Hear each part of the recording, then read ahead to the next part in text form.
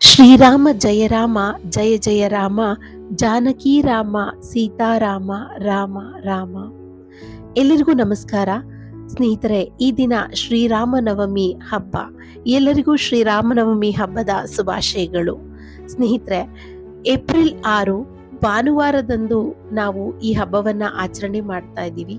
ಮಹಾವಿಷ್ಣುವಿನ 7ನೇ ಅವತಾರವಾದಂತಹ ಶ್ರೀರಾಮನು ಜನಿಸಿದಂತಹ ನವಮಿಯ ದಿನವನ್ನೇ ನಾವು ಶ್ರೀರಾಮನವಮಿ ಅಂತ ಹೇಳಿ ಆಚರಿಸ್ತಿದ್ದೀವಿ.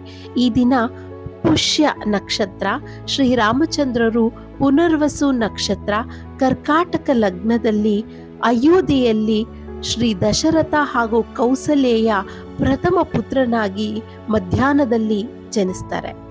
ಈ ಒಂದು ದಿನವನ್ನ ಇಡೀ ದೇಶದಾದ್ಯಂತ ರಾಮನವಮಿ ಅಂತ ಆಚರಿಸ್ತೀವಿ.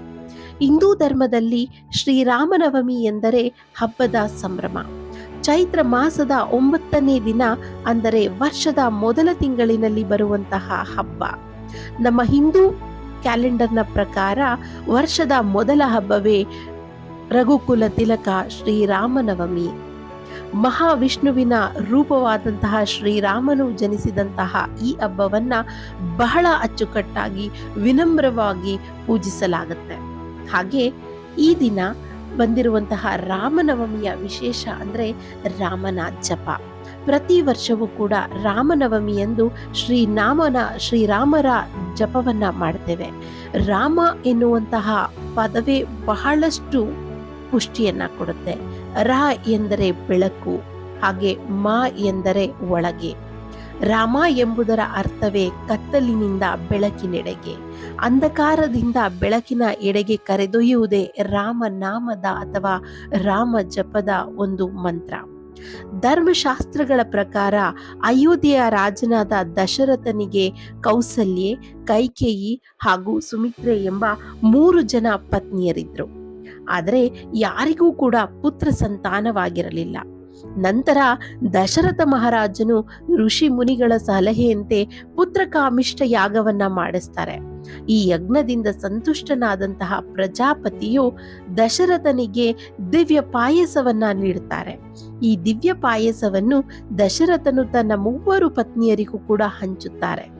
ಇದರಂತೆ ಚೈತ್ರ ಮಾಸದ ಶುಕ್ಲ ಪಕ್ಷದ ನವಮಿಯ ತಿಥಿಯಂದು ಮಧ್ಯಾಹ್ನ ಪುನರ್ವಸು ನಕ್ಷತ್ರದಲ್ಲಿ ಕೌಸಲ್ಯಗೆ ರಾಮನು, ಪುಷ್ಯ ನಕ್ಷತ್ರದ ದಶಮಿಯಂದು ಸೂರ್ಯೋದಯಕ್ಕೆ ಮುನ್ನ ಕೈಕೇಯಿಗೆ ಭರತನು, ಅದೇ ದಿನ ಆಶ್ಲೇಷ ನಕ್ಷತ್ರದಲ್ಲಿ ಮಧ್ಯಾಹ್ನ ಲಕ್ಷ್ಮಣನು, ಶತ್ರುಘ್ನರೂ ಕೂಡ ಜನಿಸುತ್ತಾರೆ. ಹೀಗೆ ರಾಮನು ಜನಿಸಿದ ನವಮಿಯಂದು ರಾಮನವಮಿಯನ್ನಾಗಿ ಆಚರಿಸಲಾಗುತ್ತೆ. ಆದಿ ಈ ಭೂಮಿಯ ಸರ್ವಶ್ರೇಷ್ಠ ವ್ಯಕ್ತಿಯಾಗಿ ನಾವು ರಾಮನನ್ನ ಪೂಜಿಸ್ತೇವೆ. ಶ್ರೀ ರಾಮಚಂದ್ರನು ಒಬ್ಬ ಆದರ್ಶ ಪುರುಷ. ಪ್ರತಿ ಹೆಣ್ಣು ಕೂಡ ರಾಮನಂತ ಪತಿ ಬೇಕು ಅಂತ ಹೇಳಿ ಪೂಜಿಸುವಂತಹ ಮನುಷ್ಯ ಶ್ರೀರಾಮಚಂದ್ರ.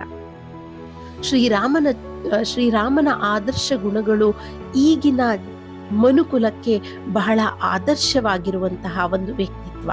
ಶ್ರೀರಾಮನು ಜನಿಸಿದ ದಿನವನ್ನ ನಾವು ಹಬ್ಬವನ್ನಾಗಿ ಆಚರಿಸಲ್ಪಟ್ಟರೆ ಅಯೋಧ್ಯ ರಾಜ ದಶರಥ ಹಾಗೂ ಕೌಸಲ್ಯೆಯು ಕೂಡ ತಮ್ಮ ಪುತ್ರ ಸಂತಾನದಿಂದ ಬಹಳಷ್ಟು ಸಂತುಷ್ಟರಾಗ್ತಾರೆ. ಹಾಗೆ ಧಾರ್ಮಿಕ ನಂಬಿಕೆಯ ಪ್ರಕಾರ ದೇವತೆಗಳು ಹಾಗೂ ದೇವರುಗಳ ಅವತಾರ ತಾಳಿದ ದಿನವನ್ನ ಭೂಮಿಯ ಮೇಲೆ ಅವರ ದೈವಿ ತತ್ವಗಳು ಹೆಚ್ಚಿನ ಪ್ರಮಾಣದಲ್ಲಿ ಕಾರ್ಯನಿರತವಾಗಿರುತ್ತೆ. ವಿಷ್ಣುವಿನ 10 ಅವತಾರಗಳಲ್ಲಿ ರಾಮನ ಅವತಾರಕ್ಕೆ ಬಹಳ ಪ್ರಾಮುಖ್ಯತೆ ಇದೆ. ಈ ಅವತಾರದ ಮುಖ್ಯ ಕಾರಣ ರಾಕ್ಷಸ ರಾವಣನ ವಧಿಸುವುದು, ಹಾಗೆ ಭೂಮಿಯ ಮೇಲೆ ಅಧರ್ಮವನ್ನ ತೆಗೆದುಹಾಕಿ ಧರ್ಮ ಸಂಸ್ಥಾಪನೆಯನ್ನ ಮಾಡುವುದು ಶ್ರೀರಾಮನ ಹುಟ್ಟಿನ ಮುಖ್ಯ ರಹಸ್ಯವಾಗಿರುತ್ತೆ. ರಾಮ ತತ್ವವು ಎಂದಿಗಿಂತಲೂ ಎಲ್ಲಕ್ಕಿಂತಲೂ ಕೂಡ 1000 ಪಟ್ಟು ಹೆಚ್ಚು ಭೂಮಿಯ ಮೇಲೆ ಕಾರ್ಯನಿರತವಾಗಿರುತ್ತೆ.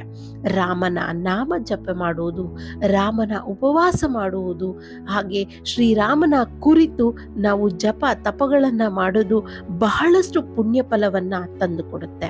ಹಾಗೆ ರಾಮನವಮಿಯ ವಿಶೇಷ ಅಂತಂದ್ರೆ ಕೋಸಂಬರಿ, ಪಾನಕ ಹಾಗೂ ಮಜ್ಜಿಗೆ.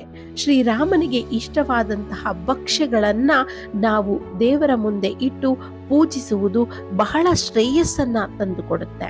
ಹಾಗೆ ಬೆಳಗ್ಗೆ ಸೂರ್ಯೋದಯಕ್ಕಿಂತ ಮುನ್ನ ಎದ್ದು ಸ್ನಾನ ನಿತ್ಯ ಕರ್ಮಾದಿಗಳನ್ನೆಲ್ಲ ಮುಗಿಸಿ ದೇವರ ಕೋಣೆಯನ್ನ ಶುಚಿಗೊಳಿಸಿ ಗಂಗಾಜಲದಿಂದ ಒರೆಸಿ ಶ್ರೀರಾಮನ ವಿಗ್ರಹಗಳಿಗೆ ಪಟಗಳಿಗೆ ಅವುಗಳನ್ನ ಒರೆಸಿ ಗಂಧ ಕುಂಕುಮಗಳನ್ನ ಇರಿಸಿ ಹೂವುಗಳಿಂದ ಪತ್ರೆಗಳಿಂದ ಪೂಜಿಸಬೇಕು. ಮುಖ್ಯವಾಗಿ ಶ್ರೀರಾಮನು ತುಳಸಿ ಪ್ರಿಯ, ಏಕೆಂದರೆ ಮಹಾವಿಷ್ಣುವಿನ ಅವತಾರ ಆದ ಕಾರಣ ವಿಷ್ಣುವಿನ ಪ್ರಮುಖ ಪೂಜೆಯ ಪುಷ್ಪ ಎಂದ್ರೆ ಅದು ತುಳಸಿ ದಳ. 108 ತುಳಸಿ ದಳಗಳನ್ನ ಶ್ರೀರಾಮನಿಗೆ ಅರ್ಪಿಸಿ ಪೂಜಿಸಲ್ಪಟ್ಟರೆ ನಮ್ಮ ಎಲ್ಲ ಜನ್ಮಗಳ ಕರ್ಮಗಳು ಕೂಡ ಇಳಿದು ಹೋಗುತ್ತೆ. ಹಾಗೆ ನಾವು ರಾಮನ ಕೃಪಾ ಕಟಾಕ್ಷಕ್ಕೆ ಪಾತ್ರರಾಗ್ತೇವೆ. ಹಾಗೆ ರಾಮನ ಮುಂದೆ ಪಾನಕ, ನೀರು ಮಜ್ಜಿಗೆ, ಕೋಸಂಬರಿಯನ್ನ ಮಾಡಿಟ್ಟು ಅದನ್ನ ಪೂಜೆ ನಂತರ ನಾವು ನೈವೇದ್ಯವಾಗಿ ಸ್ವೀಕರಿಸಬೇಕು. ಹಾಗೆ 4 ಜನ ದಾರಿಯಲ್ಲಿ ಹೋಗುವಂತಹವರಿಗೆ ನಾವು ಪಾನಕ ನೀರು ಮಜ್ಜಿಗೆಯನ್ನ ಕೊಟ್ಟಿದ್ದೇ ಆದರೆ, ಅವರ ದಾಹವನ್ನ ನಿವಾರಿಸಿದ್ದೇ ಆದರೆ ಶ್ರೀರಾಮನ ಕೃಪಾ ಕಟಾಕ್ಷಕ್ಕೆ ನಾವು ಪಾತ್ರರಾಗ್ತೇವೆ. ಶ್ರೀರಾಮನು ದಂಡಕಾರಣ್ಯದಲ್ಲಿ ತನ್ನ ಕುಟುಂಬ ಸಮೇತರಾಗಿ ಅವರ ಅನುಜನಾದಂತಹ ಲಕ್ಷ್ಮಣರು ಹಾಗೂ ಪತ್ನಿ ಸೀತೆಯೊಡನೆ ದಂಡಕಾರಣ್ಯದಲ್ಲಿ ನೀರಿಗಾಗಿ ಉಪವಾಸದಿಂದ ಬಹಳಷ್ಟು ಬಳಲಿ ಹೋಗ್ತಾರೆ. ಆ ಕಾರಣದಿಂದಾಗಿ ನಾವು ನೀರು ಮಜ್ಜಿಗೆ, ಕೋಸಂಬರಿ, ಪಾನಕವನ್ನ ಈ ಹಬ್ಬದ ದಿನ ಸಾರ್ವಜನಿಕರಿಗೆ ವಿತರಿಸುತ್ತೇವೆ. ಯಾಕೆ ಅಂದ್ರೆ ರಾಮನ ಕೃಪಾ ಕಟಾಕ್ಷಕ್ಕೆ ಪಾತ್ರರಾಗುವುದಕ್ಕೆ. ಹಾಗೆ ಶ್ರೀರಾಮ ಸತ್ಯ ಯುಗದ ವಿವಿಧ ಗ್ರಹಗಳ ದೇವರು, ರಾಕ್ಷಸರ ಮಧ್ಯೆ ಯುದ್ಧವನ್ನ ಮಾಡಿ ಗೆದ್ದಂತಹ ಮರ್ಯಾದ ಪುರುಷೋತ್ತಮ ರಾಮ ಲಂಕೆಗೆ ಹೋಗಿ ರಾವಣನ ವಧೆಯನ್ನ ಮಾಡಿ ಸೀತೆಯನ್ನ ಕರೆದುಕೊಂಡು ಬರ್ತಾರೆ. ಹಾಗೆ ರಾಮ ಆದರ್ಶ ಪುರುಷನಾಗಿದ್ದಾರೆ, ಮರ್ಯಾದ ಸರ್ವೋತ್ತಮರಾಗಿದ್ದಾರೆ. ರಾಮನ ಗುಣ ನಡತೆಗಳು ಪ್ರತಿಯೊಬ್ಬ ಗಂಡಸಿನಲ್ಲೂ ಕೂಡ ಬರಬೇಕು ಅನ್ನೋದು ಮುಖ್ಯವಾದ ಅಂಶ.